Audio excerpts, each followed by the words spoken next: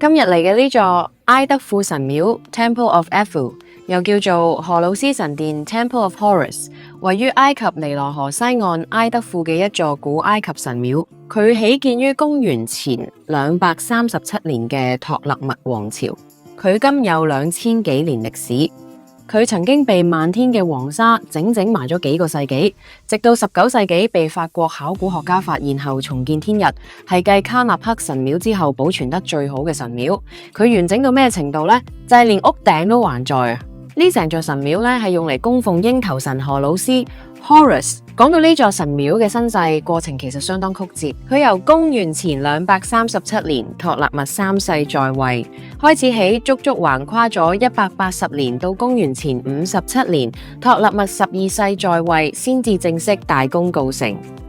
進入神廟前，首先會被一座36米高，相當於12層樓高嘅巨大塔門震撼到。塔門牆身上面兩幅刻住巨人一樣，一隻手扯住敵人嘅頭髮，另一隻手高高舉起支棍，大殺四方嘅狠角色就係托勒密12世。你聽個名或者會覺得邊位啊？完全唔知佢係乜水，但係講到佢個親生女，我相信全宇宙真係人人都識。冇錯，佢就係大名鼎鼎、美貌與智慧並重嘅埃及艷后 Cleopatra 7世。嗱，呢個就係佢老豆啦。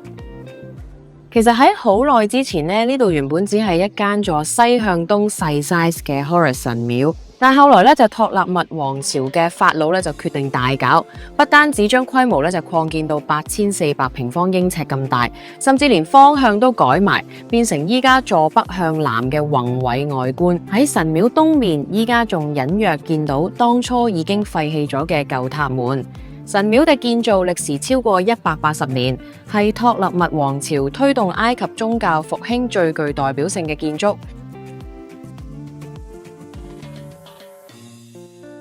行過大門，我哋正式踏入神廟嘅大柱廳。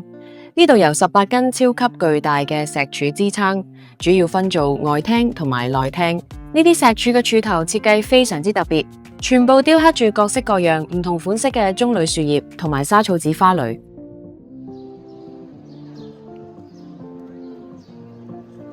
內柱廳門口立住兩尊用黑色花崗岩雕成嘅 Horus 嘅鷹像，左邊嗰尊雕像到今日都保存得非常之完整，而右邊嗰尊就隨住歷史嘅變遷，下半截出現咗嚴重嘅損毀。去到公元391年，羅馬帝國皇帝 Theodosius 一世頒布法令，嚴厲禁止帝國境內所有偶像崇拜同多神教信仰。呢座原本作為古埃及宗教中心嘅重要遺址，隨之亦都被廢棄。咁當時呢，一啲中世紀嘅隱修士同埋避難者呢，開始搬入神廟居住。佢哋系統性咁作毀牆上面嘅異教神奇浮雕，並長期喺內殿入邊生火煮飯，甚至蓄意縱火，導致到今日大柱廳嘅天花板上面依然留有厚厚一層無法抹去嘅煙燻痕跡。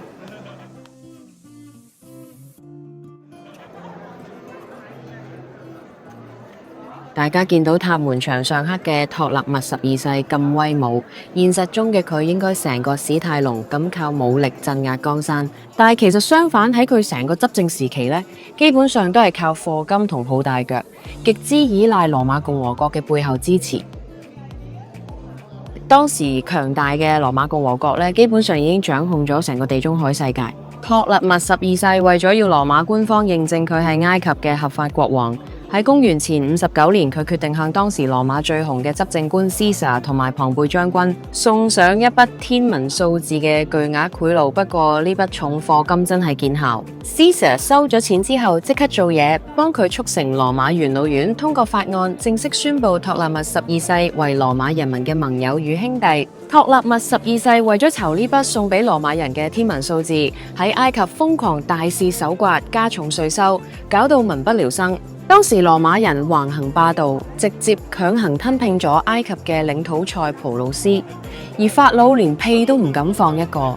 完全不反抗。結果忍無可忍嘅 Alexandria 市民集體起義暴動，將法老趕下皇位。托勒密12世眼見勢頭不對，即刻逃離埃及，跑去羅馬，尋求政治庇護同軍事援助，希望班羅馬大佬可以幫佢奪回皇位。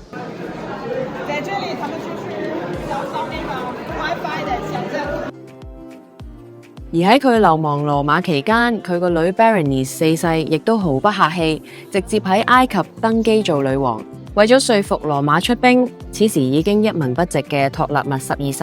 開始瘋狂開空頭支票，向羅馬權貴許下更多根本還唔清嘅承諾。去到公元前55年，羅馬駐敘利亞總督奧盧斯接受咗呢個超級水魚送上嚟嘅巨額行賄，未經羅馬元老院批准嘅情況下，私自帶領羅馬軍隊非法入侵埃及，殺咗佢親生女 Berenice 四世，幫托勒密12世重奪皇位。所謂出得嚟行，遲早要還。雖然成功復辟，但呢個時候嘅托勒密12世已經徹底變成咗羅馬人嘅傀儡。埃及嘅經濟因為佢欠下嘅天文數字巨債而全面崩潰。更慘嘅係呢班羅馬加比尼烏斯軍團賴死唔走，名義上係保護法老安全，實際上成為咗埃及嘅實際掌控者。去到公元前51年，呢位債王法老去世，佢遺囑指定由女兒大名鼎鼎嘅埃及艷后 Cleopatra 7世同兒子托勒密13世共同統治埃及。最攞命嘅係，佢居然指定羅馬元老院作為遺囑嘅執行人兼監護人。呢張遺囑將羅馬勢力名正言順咁拉入咗埃及嘅皇位內鬥。亦都因為咁促成咗後來凱撒、龐貝、安東尼呢一班羅馬巨頭一個接一個走去埃及上演浪漫宮鬥劇。有興趣大家可以去睇返啲電影了解一下。最終喺公元前30年，托勒密王朝徹底滅亡，埃及正式淪為羅馬帝國嘅一個行省。F 神廟嘅聖殿正中央擺放住一艘純黑色嘅木製太陽神船，依家喺現場見到嘅係1:1嘅複製品，原件收藏喺法國嘅羅浮宮。呢隻木船唔係普通嘢嚟噶，喺古埃及神仙談戀愛係非常之講究儀式感。Horus 個老婆哈索爾女神平日係住喺10幾公里外嘅另一座神廟。每逢特定節日，大祭司就會將 Horus 尊神像放落呢艘船度，然後由幾十個壯漢抬住呢艘神船行去尼羅河，神船呢就會順流而下，等 Horus 開開心心咁去揾老婆過佢哋10幾日嘅蜜月假期。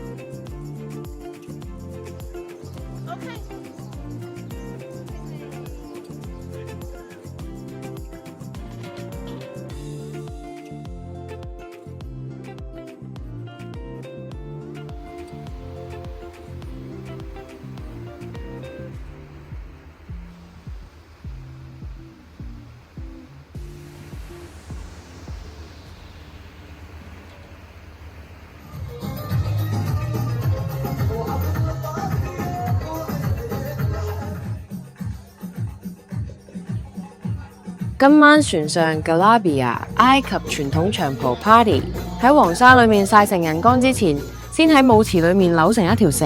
雖然最後生係我，但係對於平時完全唔做運動嘅我嚟講，今次真係扭到胃痛。但係呢一晚嘅快樂係無價嘅。